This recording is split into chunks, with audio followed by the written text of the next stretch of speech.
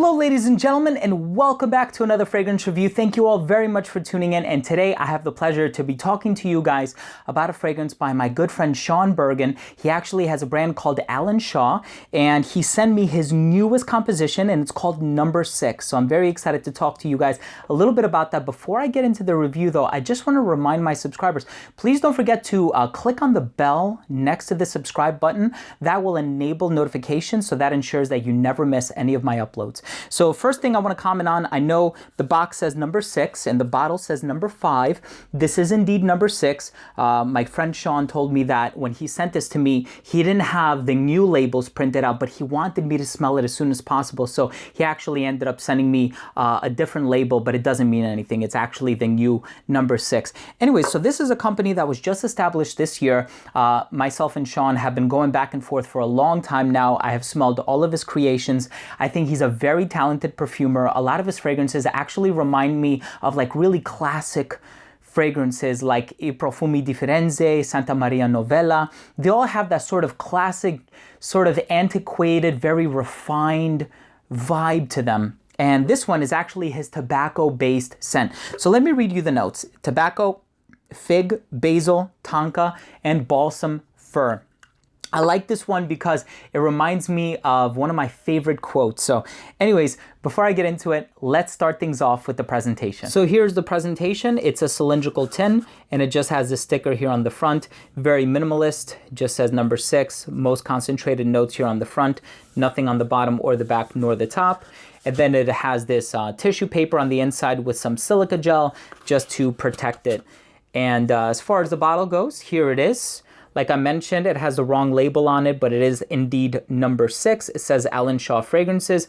I think it's really nice, really classy. The older ones kind of look like Le Labo bottles, so I'm glad that he updated it, so there's some differentiation there. Cap does not click into place. Do not pick it up from the cap, and distribution on this one is pretty decent. And that was the presentation for Alan Shaw number 5. So there is a very famous Renaissance toxicologist by the name of Paracelsus, and he once said, everything is a poison, it is only the dose that makes one thing not a poison.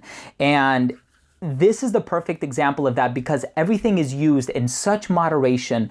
It's a very sort of humble and modest composition, not assuming, it's not overbearing, it's not cloying, but I think the ingredients, they give off that classy vibe, but they're just used so tastefully, just the right balance. So this is a tobacco-based scent, and it's more like a leafy tobacco. It's not a moist, cherry flavored tobacco, something along the likes of Pure Havana or Tobacco Vanille by Tom Ford. But this is a more sort of soft, subtle tobacco along the lines of Tabarom Millésime by Creed. So if you're a fan of that kind of tobacco, I think you should check this one out. It's not a very sort of organic tobacco, and I don't mean that connotatively to mean anything negative. I'm just saying it doesn't smell like pipe tobacco, or it doesn't smell like a tobacco that you would smoke, but it has more of like an herbal quality to it. And I think it's the presence or the introduction of that herbal quality that really allows this to acquire a refined presence overall. Now it does have some fruity notes in there, like it has fig in there, and it's not juicy, full and robust like a Philosopos, but it adds just the right touch that it takes it out of completely herbal territory and introduces this fruity element to it that I think really allows it to stand out, and it makes it addictive. So I remember I had sprayed 10 different fragrances because I was sampling all of them. I put pictures on my Instagram and everything, and I kept getting whiffs of this one fragrance, and I was like, what fragrance is that? And of all those 10 fragrances, the scent emanating from the paper strips, it was actually this one. It was number 6. And I think there's something really special about the smell. And I'm very proud and very impressed by Sean Bergen and his talent as a perfumer. And I think being able to take an abundance of ingredients, and it's so much more than what's here, because I've seen the note breakdowns and it's so much more. These are just the most concentrated or the most noticeable ingredients, and for him to take them and really know how to acquire a particular smell by utilizing the correct balance, I think is very impressive. Basil kind of throws it into aromatic territory, but it's not overwhelming. It doesn't smell like pesto or anything like that. Tonka bean, I definitely get. If there's one note that I get the most out of all of these, it's tonka bean. I don't get a lot of balsam fir. That kind of reminds me of like the smell of a Christmas tree, like Cape Heartache or Vert d'Encens by Tom Ford. I don't get a lot of that, but I do get a lot of tonka bean, which makes it sweet, and I think that's what also makes it addictive and appealing. I think it's a wonderful scent. I really, really enjoy it, and congratulations, Sean, on just making some exemplary fragrances. I think you're a great addition to the fragrance industry and the fragrance community. Let's go ahead and finish things off with my rating. First up, I took a look at the uniqueness and the overall smell, and this is a very unique scent. Overall smell is incredibly pleasant because of the presence of the note of tonka bean, but I also have to tell my subscribers it does have this sort of classic smell to it, like Santa Maria Novella fragrances or I Profumi di Firenze fragrances. So if you're familiar with the vibe that those fragrances give off, it's this very sort of classic vibe, and it's a fragrance that you definitely have to sample.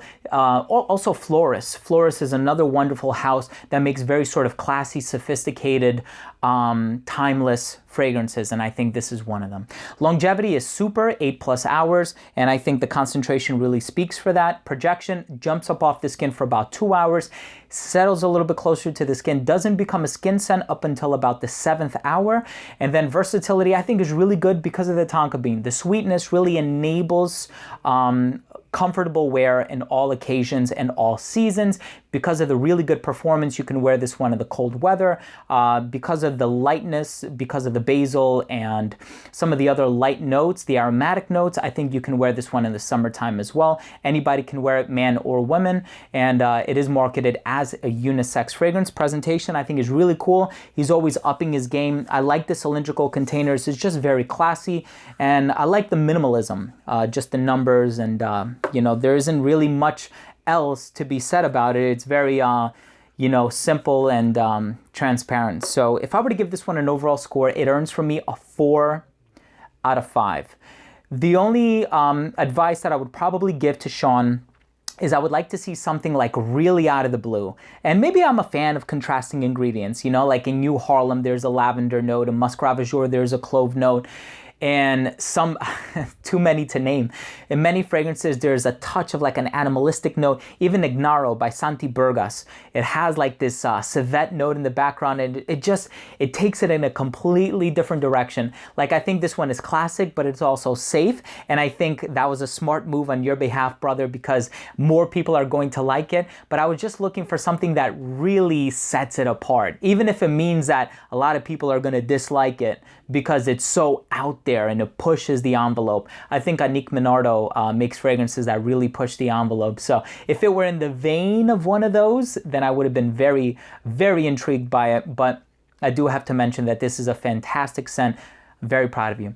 All right, ladies and gentlemen, that was it. That was my review on this fragrance. What do you think about this fragrance? Do you think you'd be interested in trying it out? Leave a comment down below. Also, please don't forget to rate, comment, and subscribe for future videos, top 10s, giveaways, unboxings, and a lot of other fragrance-related content. Remember, I smell well, so you can smell good. We'll see you in the next video. Take care.